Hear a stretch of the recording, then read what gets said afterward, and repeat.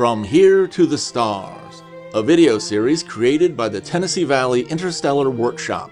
The TVIW is a non-profit organization dedicated to thoroughly exploring the science and engineering that can eventually open up the reality of interstellar travel. I am your host, Euin Cobb. Our guest today is Dr. Gregory L. Matloff. Dr. Matloff is Emeritus Associate and Adjunct Associate Professor of Physics at New York City College of Technology. He has consulted for the NASA Marshall Space Flight Center, is a Fellow of the British Interplanetary Society, is a Hayden Associate at the American Museum of Natural History, and is a corresponding member of the International Academy of Astronautics. But first, a brief perspective on Dr. Matloff's work by one of his co-authors. Here is Les Johnson, Senior Technical Assistant for the Advanced Concepts Office at the NASA George C. Marshall Space Flight Center in Huntsville, Alabama. If you look back on the history of this field, in terms of when all the groundbreaking ideas that are now commonplace in the interstellar field first came about and were first published, back in the really 1960s and 70s, there are two names that come up more often than just about any other name in the journals coming up with the innovative ideas for how we might actually get to the stars. One is the late Dr. Robert Forward, who was an awesome inventor, scientist, and science fiction writer, and the other is Dr. Greg Matloff. And if you go back and look in the red letter editions of the Journal of the British Interplanetary Society and the Acta Astronautica and other science journals of the time, where people were bold enough to put ideas out there about how we might actually go to the stars and put forth physically plausible solutions for the first time ever. A large fraction of that work was done by those two people. And Greg is half of that duo. It's just incredible if you do a lit search. Okay. You know his work. You're familiar with a lot of the books that he's written, even if you weren't involved in them all. What is it you'd most like to hear him talking about? The Starflight Handbook. A Starflight Handbook? Oh, it's an awesome book. It's in like third or fourth printing.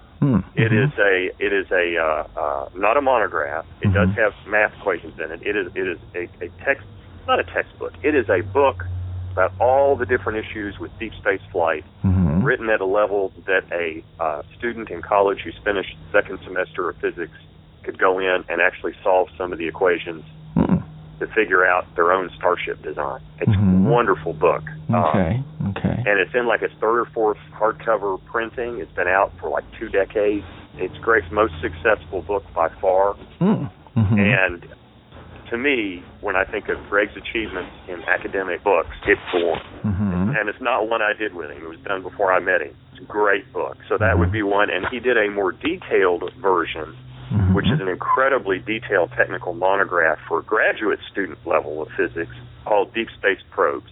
And that is, if I were interested in the interstellar field and just getting acquainted with it, actually, this is what I did. That was one of my first purchases.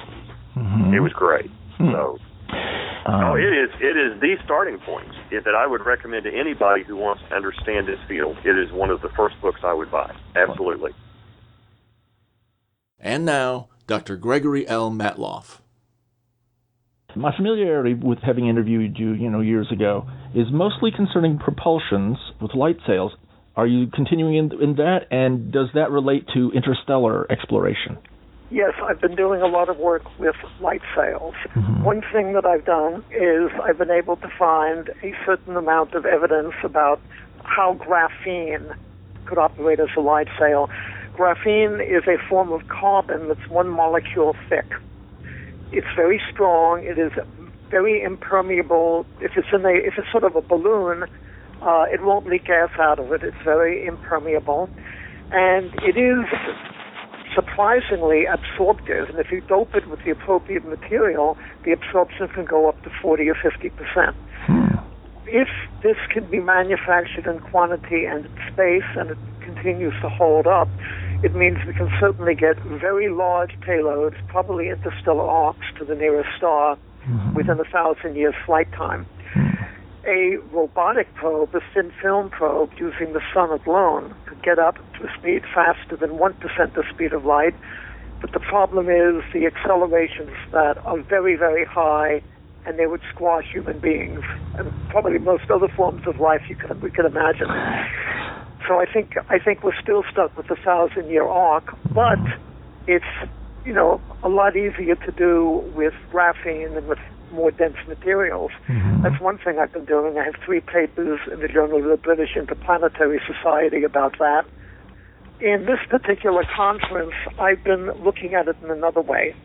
My feeling is that we've already flown 3 solar sails in space. NASA's flown 1 in near-Earth orbit. The Planetary Society has also flown 1 in near-Earth orbit. And the Japanese have flown 1 between Earth and Venus. But these are all basically nano sails. They're cubes. They've been deployed from CubeSats. The size of these things are maybe 20, 30, maybe 40 feet across, something like that. I forget the exact size of it. We want to be able to demonstrate that we can use things at least close to 1 kilometer across. So I started to play with an idea for the Tennessee Valley Interstellar Workshop, which is about to start. And that's my plenary paper is about this. And I said, okay, let me look into the possibility of not really going to Mars, but going to a nearby asteroid. And I don't want to do it with the Space Launch System. The NASA Space Launch System is very expensive. It can probably only be launched once every 1 or 2 years.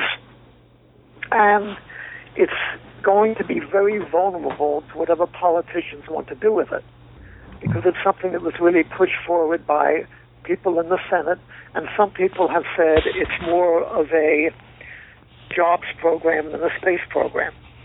So I wanted to look at a backup to see how well we could do with a modest exploration beyond the moon.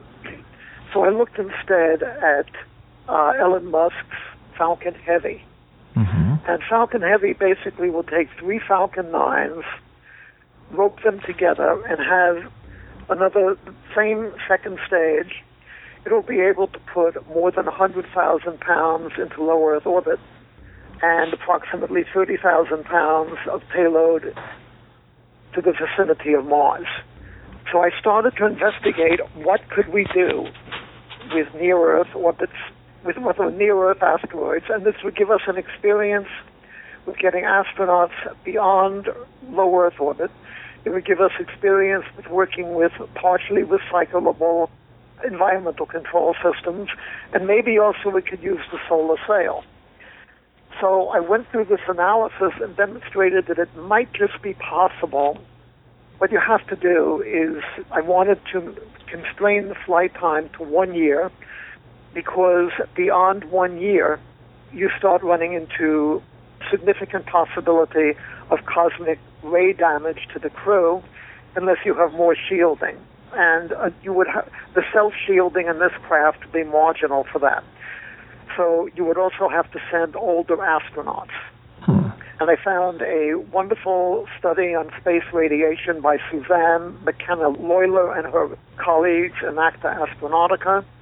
And I was able to demonstrate that, yes, if you could keep your crew in space through a year, and it's a small crew, the self-shielding with a Dragon and a inflatable module as your basic structures on this craft would be enough. So I said, okay, you can launch it to the vicinity of the near-Earth asteroid, certainly. There's enough life support. You have enough mass for the life support. And I used, I forget his first name, Rapp's analysis of life support from his book on flying to Mars. And I put all this together, and I said, well, they still have to rendezvous with this near-Earth object, and then they have to fly back.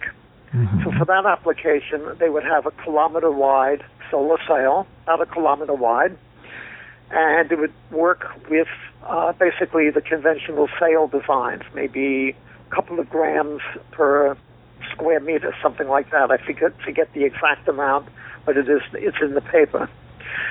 And it turns out that for a small crew, the Falcon Heavy with a Dragon and a inflatable beam module, it's called, one of Bigelow's modules. He'll be testing this on the space station in the near future. It just may be marginally possible to do such a mission. It would be very interesting because they only have one airlock, and when they're exploring the near-Earth object, they would probably have to disconnect the beam and the Dragon, and all of the 2 or 3 astronauts on board would have to don spacesuits, of course.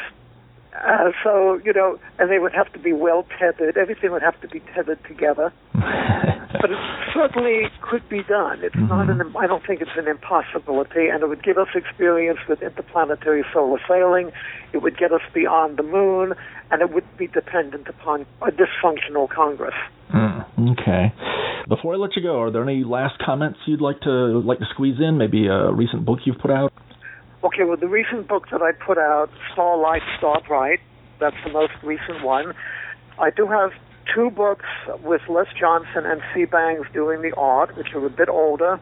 Harvesting Space for the Earth's Benefit is one, which was the 2nd edition of Paradise Regained. And before that, we had Living Off the Land in Space. So we have a couple of books out. And C's book, the artist book, which accompanies Starlight, Starbright, is simply called Starbright. And that's basically, it's short, and that's the one that's been collected by the Museum of Modern Art in Manhattan. Excellent, excellent. Thank you, Doctor. I sure appreciate you taking the time for the interview.